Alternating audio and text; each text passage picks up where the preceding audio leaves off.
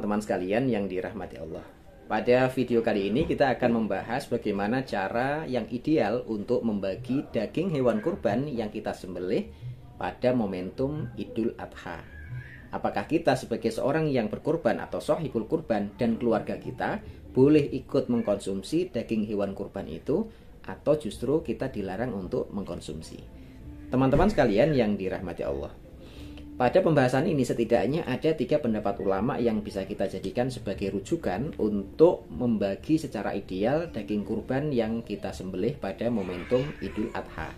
Yang pertama, pendapat dari kalangan Hanafiyah dan dari kalangan Hanabilah, yang mereka berpendapat disunahkan membagi daging hewan kurban itu pada 3 bagian. Misal kalau kita menyembelih kambing, keluar daging dan semua tulang belulangnya ketemu sekitar 5 kilo misalkan, maka dari 5 kilo itu dibagi menjadi 3 bagian. 3 bagian itu untuk siapa saja? Yang pertama untuk shahibul kurban sendiri atau pemilik kurban dan keluarganya. Kemudian yang kedua untuk fakir miskin dan orang-orang yang membutuhkan. Dan sepertiga yang ketiga diperuntukkan sebagai hadiah kepada siapapun yang kita anggap perlu untuk dihadiahi.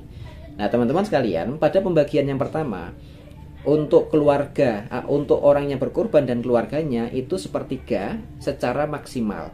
Artinya sebaiknya jangan lebih dari sepertiga. Artinya justru memang dianjurkan kalau pemilik kurban itu tidak terlalu butuh dengan daging kurban, karena setiap hari dia sering mengkonsumsi kurban, maka dia boleh mengurangi jatah sepertiga tadi. Kemudian untuk yang kedua, yaitu sepertiga yang kedua diperuntukkan untuk sodakoh. Ini diperuntukkan bagi orang-orang yang fakir miskin dan yang membutuhkan. Dan ini sifatnya minimal. Artinya minimal sepertiga itu diperuntukkan bagi kaum fakir miskin. Tapi lebih dari itu juga lebih baik. Kemudian yang ketiga diperuntukkan sebagai hadiah. Nah teman-teman sekalian, perbedaan antara hadiah dan sodakoh. Kalau sodakoh itu jelas diperuntukannya kepada fakir miskin dan orang-orang yang membutuhkan, mustadafin itu orang-orang yang lemah. Tapi kalau yang diperuntukkan sebagai hadiah, ini sifatnya lebih umum. Diberikan kepada orang kaya juga silahkan, diberikan kepada orang non muslim sekalipun itu juga boleh gitu. Makanya kita melihat pada satu hadis Nabi SAW yang berbunyi tahadu tahabbu, salinglah kalian itu memberikan hadiah, maka nanti dari situ akan muncul rasa kasih sayang, terutama kepada sesama muslim di antara kita. Maka teman-teman sekalian yang dirahmati Allah, itu pendapat pertama yang membaginya dalam 3 bagian. Namun demikian, Imam dari kalangan Hanafiyah sendiri menyebutkan kalau memang shahibul kurban itu tidak terlalu membutuhkan, maka boleh pembagiannya itu dimaksimalkan, diberikan kepada kaum fakir miskin dan orang-orang yang membutuhkan. Kemudian pendapat yang kedua adalah pendapat dari kalangan Syafi'iyah, yang mereka berpendapat bahwa daging hewan kurban itu sebaiknya dimaksimalkan untuk kaum fakir miskin seluruhnya. Tidak perlu menggunakan 3 pembagian ini. Misalkan kita menyembelih kambing, kemudian keluarga dan pengorbannya hanya mengambil sekedarnya saja untuk mencicipi daging hewan kurban, kemudian selebihnya dibagikan seluruhnya kepada fakir miskin dan orang-orang yang membutuhkan. Nah teman-teman sekalian, kenapa keluarga pengorban tetap dianjurkan untuk makan walaupun sedikit? Karena memang daging kurban itu merupakan salah satu makanan yang penuh dengan barokah.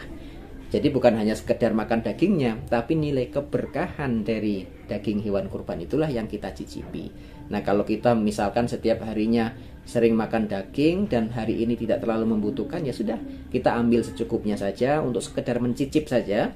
Selebihnya kita bagikan seluruhnya kepada kaum fakir miskin. Itu yang terbaik. Itu dari pendapat kalangan Syafi'iyah.